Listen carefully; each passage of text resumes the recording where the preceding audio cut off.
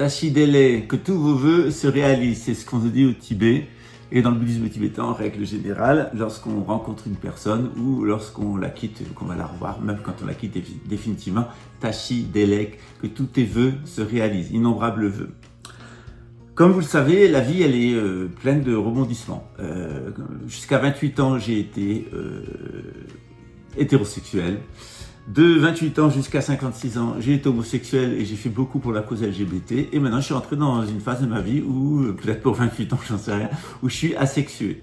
Donc ça me permet, c'est une décision que j'avais déjà prise il y a 3 ans et à laquelle j'ai beaucoup réfléchi ces 9 derniers mois et à laquelle je vais me tenir. Pourquoi ? Parce qu'en tant qu'enseignant de bouddhisme tibétain et enseignant de shivaïsme du Cachemire, eh bien, on a des pratiques qui sont extrêmement fortes. Des pratiques énergétiques, des pratiques hormonales, donc on agit sur ce qu'on appelle en Inde les bindus, au Tibet les tiglets, et ces essences neurales, elles sont très importantes, elles se vaporisent autour de nous. C'est ce qu'on appelle une noosphère, c'est-à-dire que lorsque vous avez quelqu'un qui est un pratiquant, que ce soit un bodhisattva ou un bouddha, le fait est c'est que je suis pas un bouddha, hein, vous savez, peut-être un bouddha, mais enfin j'ai beaucoup maigri, 22 kilos. Et par contre bodhisattva oui, puisqu'on est tous pris des vœux de bodhisattva qui est au service de l'éveil. Alors, dans ce cadre-là, il est important d'avoir une bonne hygiène, donc de vie, etc. Et puis aussi de ne pas trop vaporiser d'un point de vue hormonal parce que ça déstabilise l'entourage. Ces dernières années, il y a des personnes qui sont venues autour de moi. Je dis toujours ne restez pas trop longtemps auprès de moi parce que au début, ça va beaucoup vous aider, ça va beaucoup vous porter. Ensuite, vous allez travailler sur vos tendances profondes et vous ne savez pas ce que sont vos tendances profondes et vous pouvez devenir démoniaque.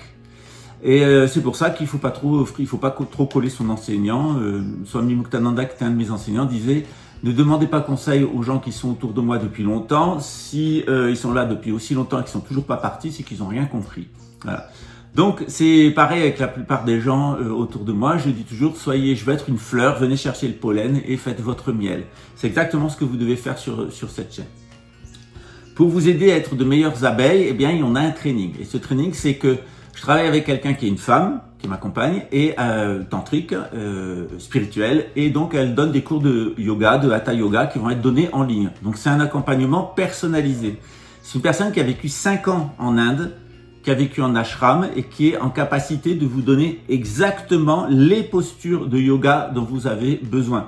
Donc on va avoir un cours général chaque semaine, dont vous pouvez profiter. Et si vous voulez des cours individuels de yoga qui vont vous faire travailler spécifiquement sur vos propres tendances profondes, eh bien, c'est avec elle que vous allez le faire. Quant à moi, vous savez, le 25, nous avons un cours de cosmologie. Pourquoi c'est important que vous preniez ce cours? Je vais donner l'enseignement, une partie de l'enseignement public, mais on va vraiment rentrer dans les détails en atelier. Pourquoi? Parce que si vous n'avez pas une vision cosmologique générale, vous ne pouvez comprendre ni le christianisme dans lequel la plupart d'entre vous ont été élevés, ni le bouddhisme. Et encore moins l'islam ou les autres traditions. Il faut avoir une vision générale de l'univers, du cosmos, savoir où on est à l'intérieur du cosmos et qu'est-ce qui détermine notre destin.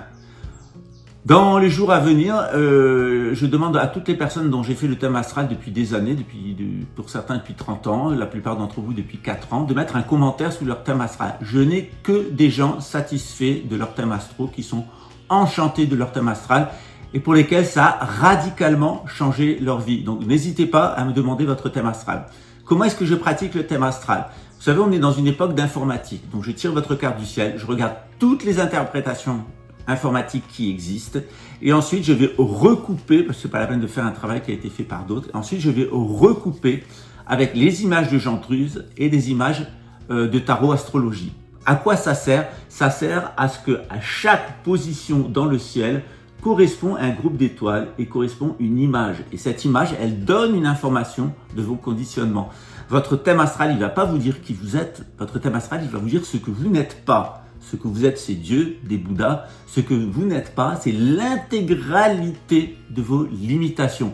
Faire son thème astral, c'est recenser l'intégralité de son arbre de la connaissance du bien et du mal, c'est-à-dire savoir tous vos conditionnements positifs et tous vos conditionnements négatifs, et vous allez pouvoir travailler dessus.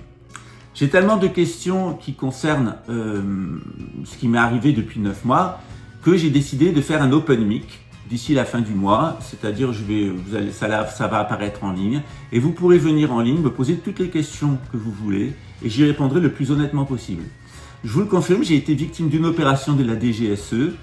Tout simplement, elle est prouvée, c'est-à-dire qu'il y a une escroquerie qui a été commise en octobre 2020 contre mes associés par un membre du Temple, Jérémy, qui a contacté un certain nombre de personnes et qui s'est fait remettre de l'argent. Et il était accompagné d'un policier brésilien, Gustavo, qui est un escroc, qui est sous investigation judiciaire, et d'un autre escroc qui s'appelle Samuel, et contre lequel j'ai porté plainte aux États-Unis, et il sera arrêté et jugé sur le territoire américain. Alors, pourquoi j'ai reçu le soutien des autorités brésiliennes? Tout simplement parce que quand je suis allé à l'ambassade des États-Unis en 2020 porter plainte contre lui, un appel téléphonique est parti de l'ambassade du consulat de France à Rio de Janeiro vers l'ambassade des États-Unis, le consulat des États-Unis, pour me discréditer. La personne qui a passé cet appel est un agent de la DGSE et il est intervenu tout au long de cette affaire. Il s'appelle Stéphane, je vous dirai tout, son nom de famille, etc. Cette personne maintenant risque d'être et va être inculpée pour complicité de harcèlement et de tentative d'assassinat. Je vous l'ai dit depuis des années que j'étais harcelé par la DGSE et la DGSI. C'est apparu publiquement à la télévision à Luxembourg, c'est apparu publiquement à la télévision en France, sauf que maintenant on en a la preuve d'un point de vue absolu. Ça apparaît dans les dossiers, il y a un psychopathe de la DGSE, un capitaine de police qui est en contact avec un réseau pédophile qu'il tentait maladroitement de protéger, a levé tout un réseau d'extrême droite nazie à Rio de Janeiro contre moi. Vous savez, dans le bouddhisme tibétain, on a un karma avec les nazis. Le 13e Dalai Lama était un nazi, le 14e Dalai Lama était très proche, vous l'avez vu dans 7 ans au Tibet, des nazis. Et moi, je suis exactement le contraire. Les nazis, je les ai connus quand j'étais à l'université. Comme j'étudiais les sciences politiques, j'ai fréquenté des communistes, des nazis, des libéraux, etc. parce que je voulais voir en live qu'est-ce que c'était que ces différents partis politiques pour pouvoir construire mon mémoire qui était, je voulais faire ma thèse de doctorat en droit sur les sciences politiques, le droit constitutionnel et en particulier sur la monarchie constitutionnelle. Et pour ça, j'avais besoin de comprendre la vie politique française. Et donc, j'ai fréquenté ces différents groupes, quelquefois 2 jours, 10 jours, etc., pour voir, discuter avec eux à l'université, me faire inviter pour voir quelles étaient leurs pratiques, leurs activités, leur mentalité. Et le fait est, c'est qu'au fil des années, je me suis posé la question, est-ce que Bouddha et Jésus étaient socialistes ou communistes?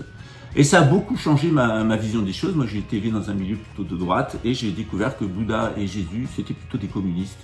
Et dans le cadre du temple tibétain, on vit comme des communistes, c'est-à-dire il n'y a pas d'État, il n'y a pas de propriété privée, et puis il n'y a pas de caste.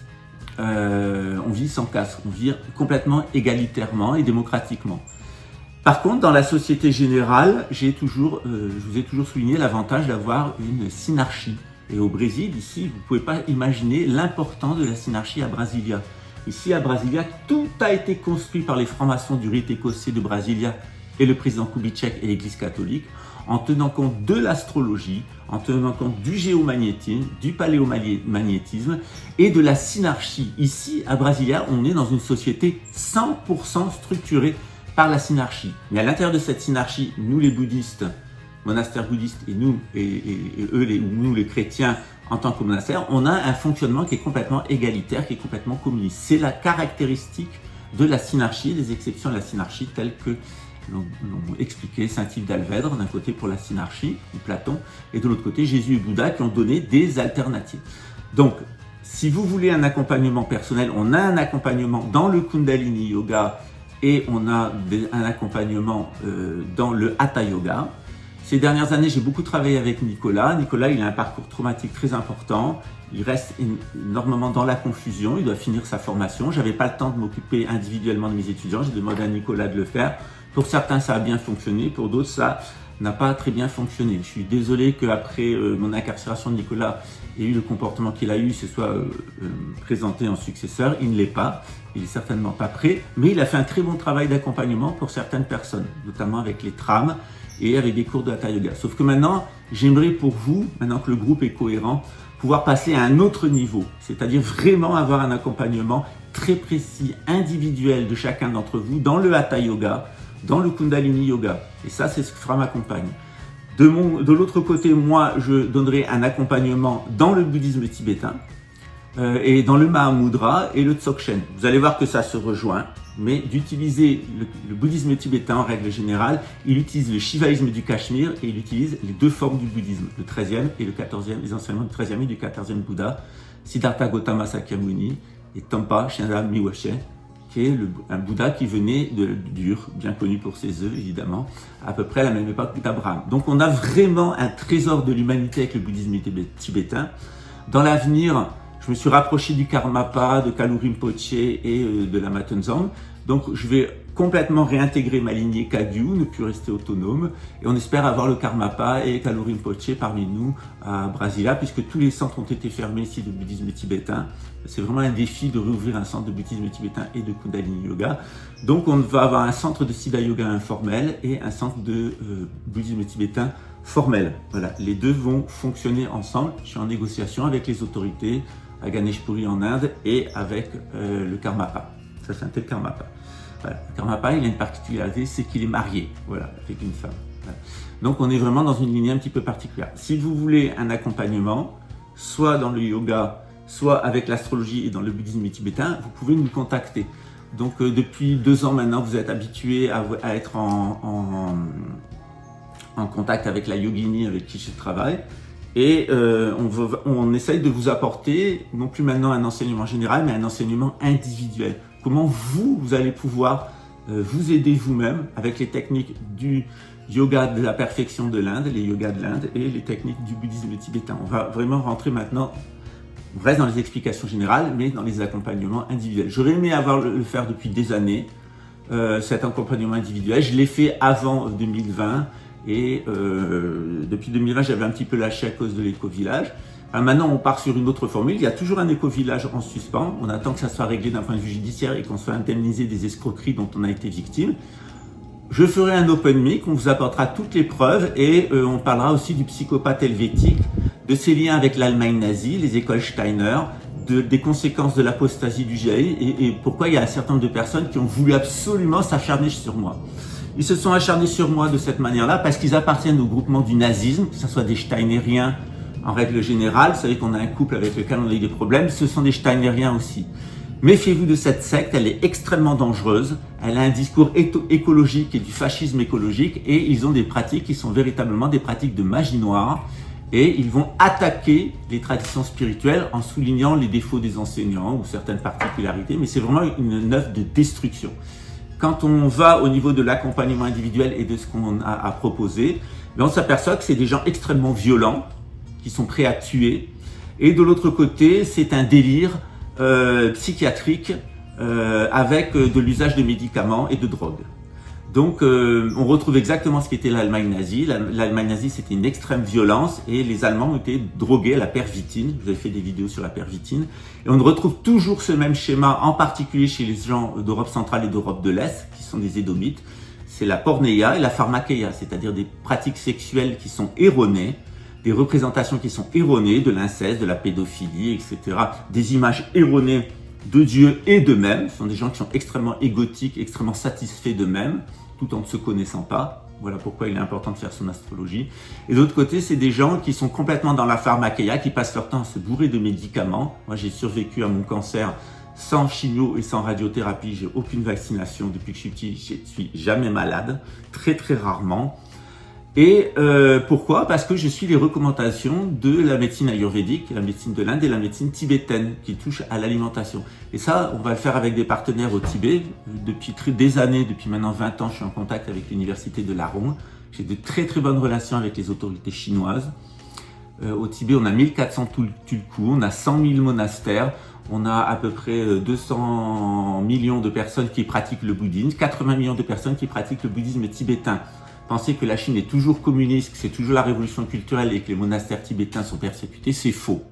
Le bouddhisme tibétain fait partie du dispositif du Parti communiste chinois, du PCC, qui n'a plus d'ailleurs de communiste que le nom, puisque la Chine est un État complètement socialiste, voire social-libéral. Voilà. Donc n'hésitez pas à nous contacter. Les personnes qui ont reçu de l'astrologie, merci de mettre un petit mot sous votre thème en ligne. Et puis ça va me permettre de faire une compilation. Vous allez voir les messages extraordinaires de soutien et les témoignages de transformation radicale que les personnes qui ont fait de l'astrologie, leur astrologie avec moi, ont rencontré. Alors c'est vrai que j'ai une façon qui n'est pas très académique de faire de l'astrologie. J'utilise à la fois des thèmes informatiques, ça va beaucoup plus vite, mais après ce qui compte, c'est ma propre interprétation par rapport aux cartes du ciel. Là aussi, j'ai été victime de calomnies à ce niveau-là, par un certain nombre de personnes mal intentionnées. La technique, elle est très simple de la DGSE.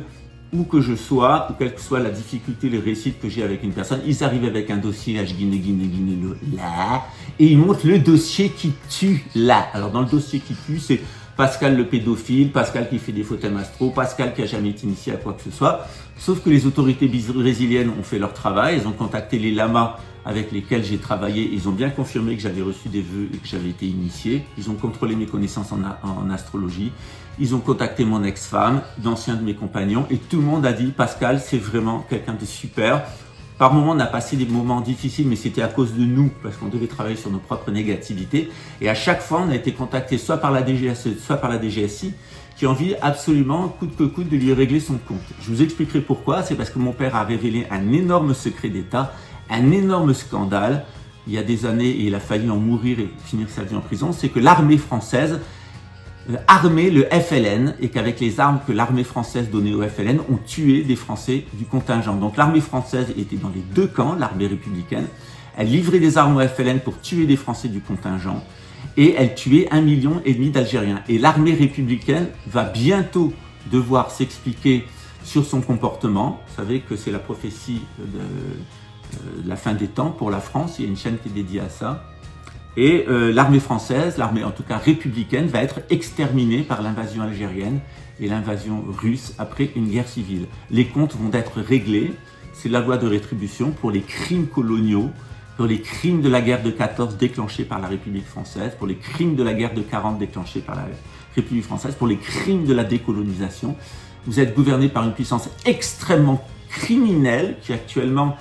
il n'y a plus de candidats pour diriger cette république criminelle. Ils sont allés chercher un fondé de pouvoir de la banque Rastapopoulos, un cocaïnomane victime de pédophilie. Si vous n'avez toujours pas compris que fermage et labourage sont les mamelles de la France royale, eh bien cocaïne et pédophilie sont les deux caractéristiques de la République française. C'est bientôt fini pour elle. Moi, je suis un résistant de longue date. Tout ce que je vous ai dit, c'est absolument passé. Donc maintenant, on se retrouve pour véritablement faire notre travail spirituel. J'ai la chance d'avoir la confiance du service de renseignement brésilien que j'ai rencontré plusieurs fois au cours de ces 9 derniers mois. J'ai été interrogé sur l'intégralité de ma vie et j'ai appris des choses absolument stupéfiantes sur l'activité de ce Stéphane et la façon dont il avait véritablement constitué à côté de chez moi ce que Raymond avait appelé lui-même le tas de fumier. Et ce tas de fumier, il était effectivement animé par un fumier qui n'a pas hésité à mener des faux témoignages, manipuler les institutions brésiliennes et attenter à la souveraineté de l'État brésilien et de l'État de Rio de Janeiro. Voilà. Donc vous savez tout, je ferai un open mic sur ce sujet-là.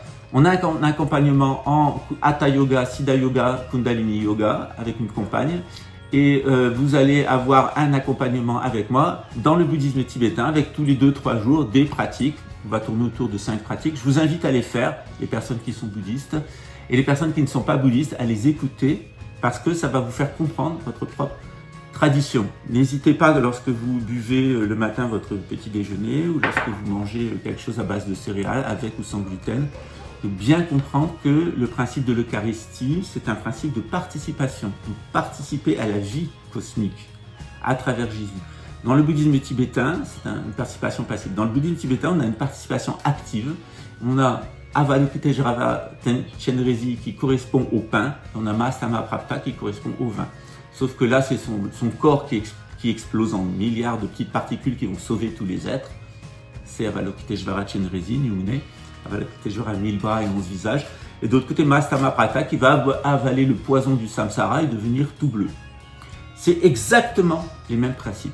C'est pour ça que ne devenez pas forcément bouddhiste, vous pouvez parfaitement rester chrétien et grâce au cours de cosmologie bouddhiste que je vais vous donner le 25, vous allez comprendre pourquoi il y a des enfers, pourquoi il y a des paradis, quel est le rôle de Jésus, quel est le rôle de Bouddha, le rôle de Mahomet, de Moïse.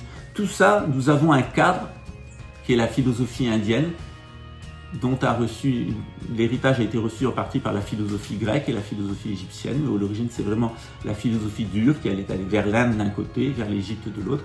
C'est à ça que j'essaye de vous ramener, c'est-à-dire la gnose, la tradition primordiale qui vous permet de comprendre toutes les traditions. Voilà, j'espère pas avoir été trop long. Donc un open mic d'ici la fin du mois, préparez vos questions, je parlerai de tout. Et je pourrais pas dire les noms de famille des personnes parce que j'ai eu des procès en diffamation, j'en ai perdu un. Voilà, j'ai eu une petite amende et puis un travail d'intérêt général. J'ai fait appel parce que je peux apporter toutes les preuves et je suis soutenu par les autorités canadiennes. Et en règle générale, dans l'intégralité de mes dossiers, j'ai été soutenu par le service de renseignement brésilien qui a très bien compris que certes, je suis pas parfait, hein, j'ai fait des erreurs, mais que c'était une véritable guerre menée par un cas psychiatrique de la DGSE qui est intervenu carrément en personne auprès du commissaire et de son adjointe avec de la corruption et avec de l'argent pour obtenir des manipulations et même une manipulation avec la télévision. Tous ces gens-là vont tomber en prison aux États-Unis, en France et au Brésil. Les associés vont retrouver leur argent. Moi, entre ma tante et moi, on a perdu 65 000 euros. J'ai perdu 4 ans de travail dans ma vie. Et on m'a traîné dans la boue et collé 9 mois de prison. Et bien maintenant, c'est aux assassins, aux menteurs et aux voleurs qui ont activé les autorités, qui ont voulu manipuler la justice et manipuler l'État, de rendre des comptes. À très bientôt, ciao. En tout cas, nous, on continue dans la spiritualité et on laisse les gens sous l'emprise de leur conditionnement, de leur pornéia et de leur pharmakeia, se laisser illusionner par leur drogue, par leur représentation fausse, leurs mauvaises pratiques sexuelles, et puis leurs mauvaises pratiques d'hygiène, notamment des gens qui ne jeûnent jamais. Le jeûne, il est très important. Quand on est musulman, on a 2 jeûnes de jour par semaine et 30 jeûnes de jour par an.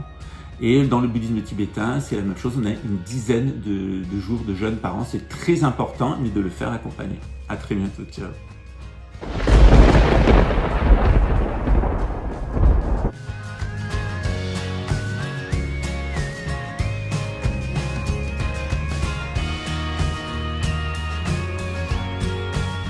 Je parlerai les langues des hommes et des anges.